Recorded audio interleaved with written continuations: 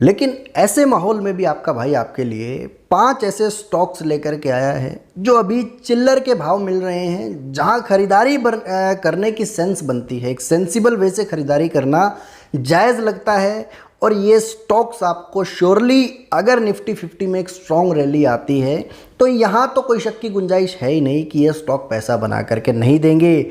जैसा कि the investors era channel पर लोगों का विश्वास है, उस विश्वास को मैं कायम रखूँगा। आप मेरी कोई भी पुरानी वीडियोज़ उठा करके देख सकते हैं, कोई भी आप वीडियो उठा करके देख लीजिए।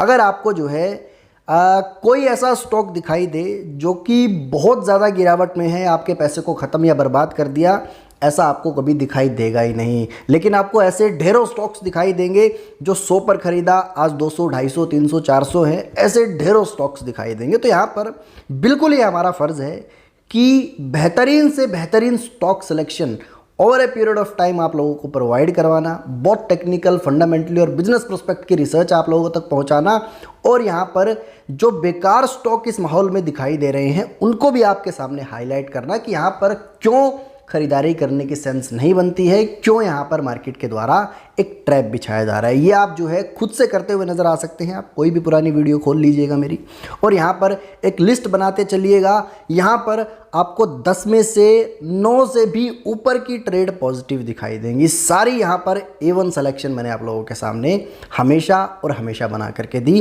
तो बिल्कुल वीडियो को लाइक करें और यहाँ पर आगे बढ़ते हैं। चलिए, अभी के जो स्टॉक्स मैंने उठाए हैं, 50 स्टॉक्स उठाए हैं, ये मैंने अपनी हैंसी 50 स्मॉल कैप लिस्ट में से उठाए हैं।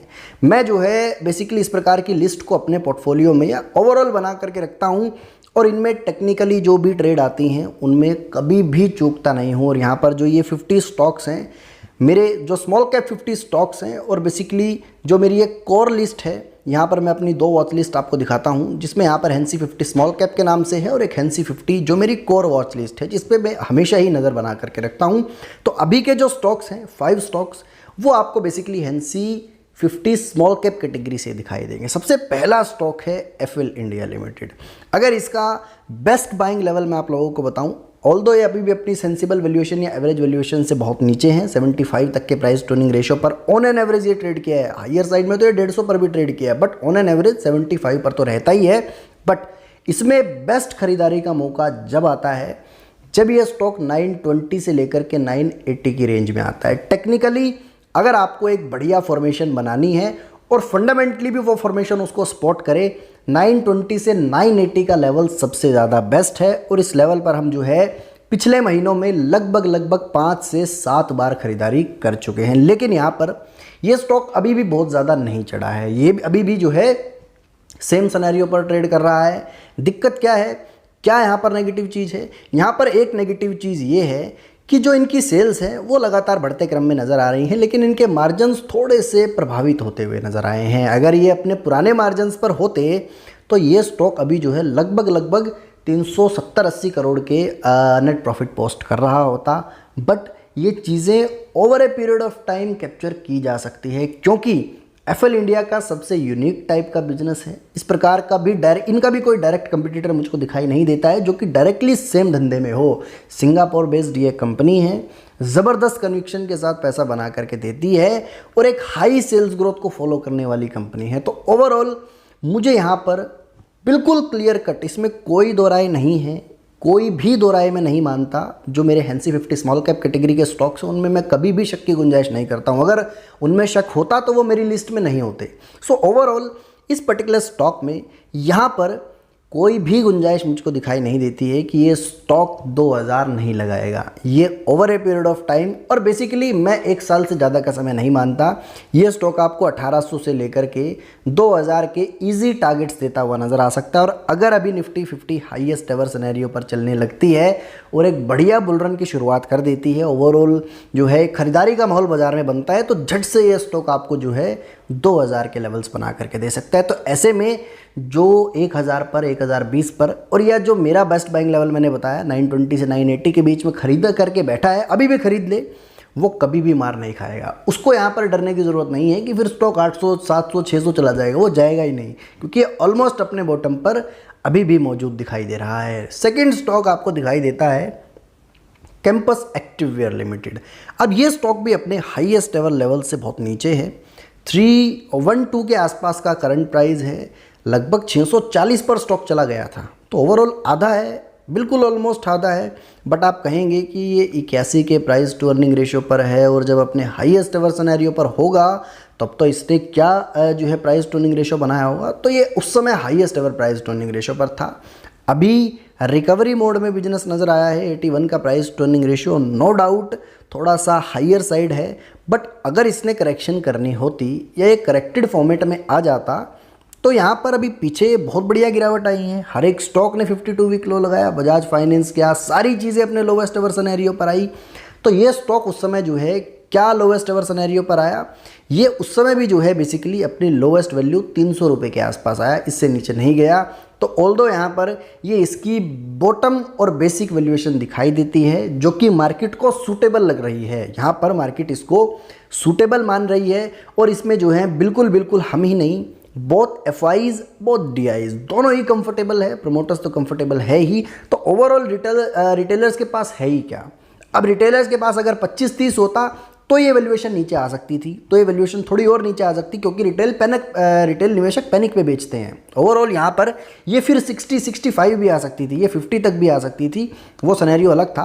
बट अभी 7% उनके हाथों में है, जितना उन्होंने बेचना था वो बेच दिया, जितना उन्होंने बेचना था वो बेच दिया। बट अब यहाँ पर जो है मोटा मोटा जो माल दिखाई देता है वो निवेशकों के, बड़े बड़े निवेशकों के हाथों में दिखाई देता है और उनको ये वैल्यूएशन सूटेबल लग रही है। तो ये एग्जैक्ट बॉटम पर खड़ा है और एक अच्छी ब्रांड वैल्यू होने के कारण, एक अच्छा ट्रैक रिकॉर्ड होने के कारण मुझे इस बिज़नेस में भी कोई गुंजाइश दिखाई नहीं देती है।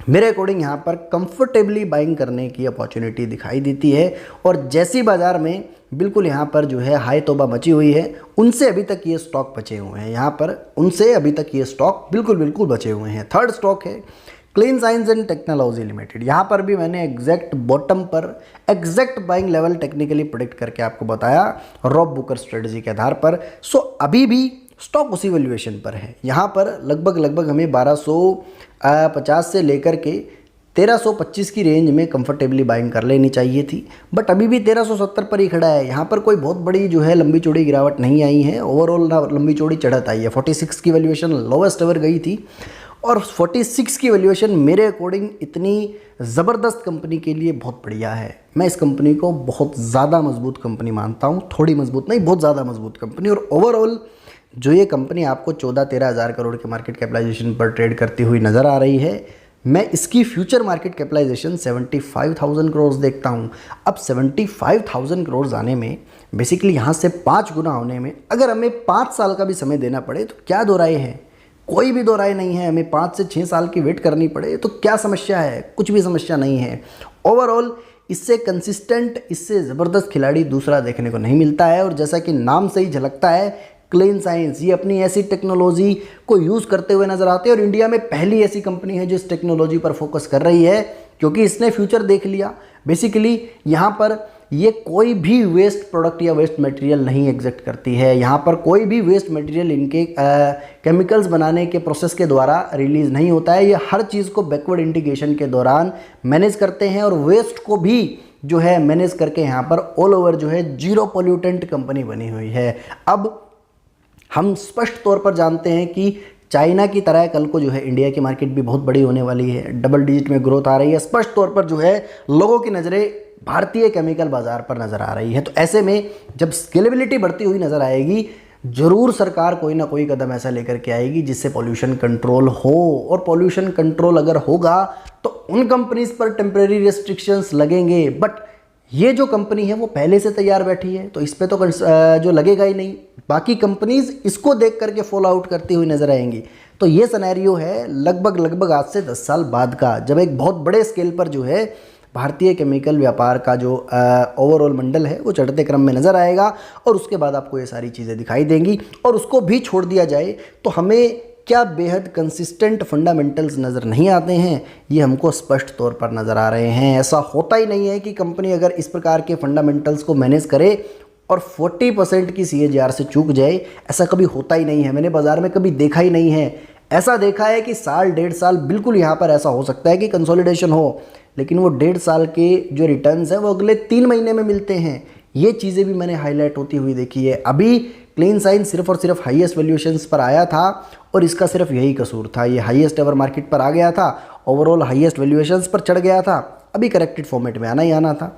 नेक्स्ट स्टॉक है Motilal Oswal financial services limited. देखिए, फुल सर्विस ब्रोकर अगर कोई जानदार ब्रोकर है वो मोतीलाल ओसवाल से बढ़िया नहीं है। ओवरऑल जो है मैं यहाँ पर इस सेगमेंट को बहुत शानदार तरीके से जानता हूँ, कहाँ कौन कितने मार्जिन्स लेकर के काम कर सकता है या कौन कितने बड़े स्केल पर काम कर सकता है, किसकी मार्केट पे कितनी बड़ी ब्रांड वैल्यू है।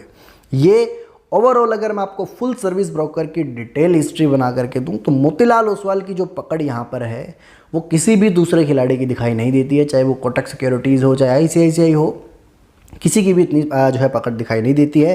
तो ओवरऑल मार्केट में जब भी तेज़ी आती है सबसे ज़्यादा प्रॉफिटेबिलिटी के साथ यहाँ पर मोतीलाल फाइनेंशियल सर्विसेज बढ़ते क्रम में नज़र आता है और अभी स्टॉक अपने बॉटम पर खड़ा है। सिर्फ और सिर्फ कारण यही है कि मार्जिन्स में गिरावट देखी गई है। 1312 करोड़ के जो नेट प्रॉफिट थे वो 900 करोड़ पर आ गए हैं। ऑल ओवर जो है -30% की डी ग्रोथ हमको देखने को मिली। तो बट ये टेम्परेरी होती है, यहाँ पर हमेशा इस प्रकार की चीज़ें देखने को नहीं मिलती। ये देखिए 632 करोड़ के कहाँ प्रॉफिट्स थे और कहाँ 190 करोड़ पर आ गए थे। तो क्या ये चीज़ें देखकर हमें कंपनी को बेच देना चाहिए था? आप तो कहेंगे कि बेच देना चाहिए था यार, कहाँ 632 करोड़ के प्रॉफिट, कहाँ 190 करोड़ के प्रॉफिट्स। इस समय स्टॉक बढ़िया गिरावट में आया था, लेकिन उसके बाद क्या 1200-1300 करोड़ के प्रॉफिट्स नहीं आए जब मार्केट में तेज़ी आई।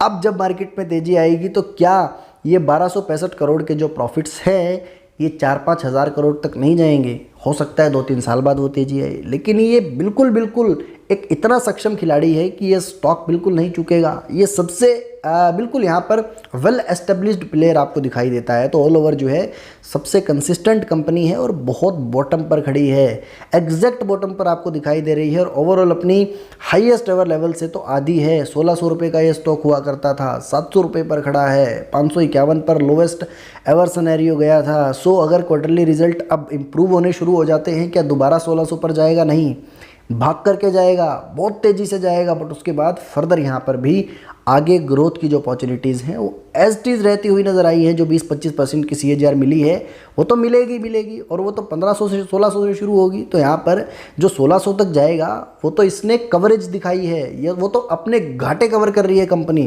क्योंकि कहाँ कंपनी जो है बेसिकली जो है 22,000 करोड़ की वैल्यूएशंस रखती थी, कहाँ अब 10,000 करोड़ की वैल्यूएशंस पर आ गई है। लेकिन अब जब दोबारा अपनी वैल्यूएशंस पर जाएगी तो 22,000 करोड़ पर चली जाएगी। तो उस समय तो कंपनी ने अपना घाटा ही पूरा किया।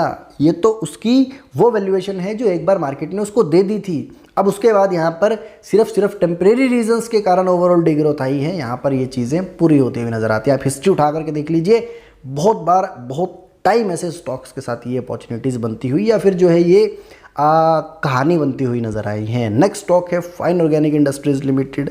ये एक ऐसा स्टॉक है, highest ever profits, highest ever results, overall highest ever scenario, but stock यहाँ पर हाईएस्ट एवर प्राइजेस पर नहीं खड़ा है। स्टॉक जो है ऑल्दो यहाँ पर जो है हर तरीके से डिग्रोथ दिखा रहा है, हर तरीके से नेगेटिव सिनेरियो क्रिएट कर रहा है, बट यहाँ पर ये चीज़ें लगातार बढ़ते क्रम में नज़र आ सकती हैं। अब की बार हाईएस्ट एवर जो है ट्रिलिंग 12 मंथ्स की सेल्स ग्रोथ है, हाईएस्ट एवर प्रॉफिट ग्रोथ है, CAGR भी लगभग आपको हाईएस्ट एवर ही मिलनी चाहिए, क्योंकि ROE के आंकड़े 49% है। आज तक तो आए नहीं, लास्ट 3 ईयर्स में भी 36% के आंकड़े थे, अब की बार 49% है। तो प्रोडक्ट की डिमांड तो है ही, प्रोडक्ट में भी जो है इंडिया में नहीं ग्लोबल लेवल पर जो है एक जानी मानी कंपनी है, रिकॉग्नाइज प्लेयर है। इंडिया में तो सबसे बड़ी है ही, वर्ल्ड के भी जो है टॉप प्लेयर्स में से एक है। तो ऐसे में जब वर्ल्ड लेवल पर डिमांड निकलेगी तो टॉप प्लेयर हैं, गिने चुने 2-4-5 प्लेयर हैं, तो उन पर ही तो डिस्ट्रीब्यूट होगी। तो वही फाइन ऑर्गेनिक्स की हिस्ट्री आपको बता रही है। ये स्टॉक जो 7300-7500 से गिर करके 4500-4600 के लपेटे में, 4800 के लपेटे में मिल रहा है, ये एक्चुअल में 12-14-15 हज़ार करोड़ की कंपनी है। यहाँ से पैसा 3 गुना करने का आपके पास मौका है। बढ़ चढ़ करके मत खरीदना। यहाँ पर जो 52 वीक हाई पर चला गया वो तो चला गया, उसको मत छेड़ो, ठीक है। वहाँ जाओगे, वहाँ से इंस्टेंट तौर पर आपको क्या मिलेगा? आप किसी भी स्टॉक को 52 वीक हाई पर खरीदते हो, इंस्टेंट आपको क्या मिलता है? इंस्टेंट रिटर्न तो कभी नहीं मिलता, लेकिन इंस्टेंट 25 से 30% की करेक्शन की अपॉर्चुनिटी आपको जरूर मिल जाती है कि आपने कोई भी चीज़ 500 रुपये पर, 1000 रुपये पर 52 वीक हाई सिनेरियो पर जाकर के खरीद ली, उसकी वैल्यूएशन भी स्पॉट नहीं कर रही थी, तो 1000 रुपये की चीज़ 700-600 कभी भी आ सकती है। ये ओवरऑल यही एक चीज़ आपको उस समय मिलती है, वरना 52 वीक हायर सिनेरियो पर बहुत बार आपकी जो है कन्विक्शन गलत साबित हो जाती है। तो यहाँ पर बहुत सोच समझकर बड़े सटीक तरीके से बाज़ार में पोजीशंस को क्रिएट करना चाहिए और बड़ी समझदारी से उनमें एग्जिट भी ले लेना चाहिए। तो यहाँ पर ओवरऑल यहाँ पर कुछ अमेजिंग अपॉर्चुनिटी इस बढ़ती चढ़ती मार्केट में भी मैंने आप लोगों के सामने इस वीडियो के माध्यम से रखने की कोशिश की।